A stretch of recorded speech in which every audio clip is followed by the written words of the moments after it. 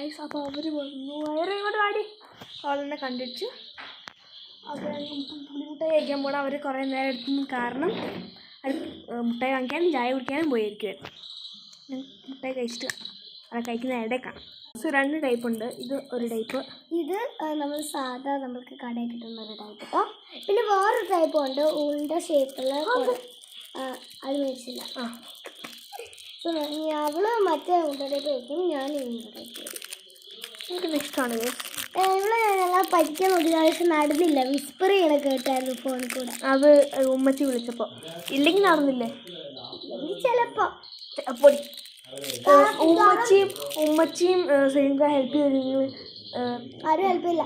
അല്ലെങ്കിൽ എന്താ ചിക്കുമ്മ തന്നെ പറഞ്ഞു, എന്താ നാളെ പോകണമെന്ന് പറഞ്ഞു. നാളെയല്ല, എന്തൊരു ദിവസം പോകുന്നു പറഞ്ഞു എന്ന് പറയില്ലേ, പറഞ്ഞു. അപ്പം ആരും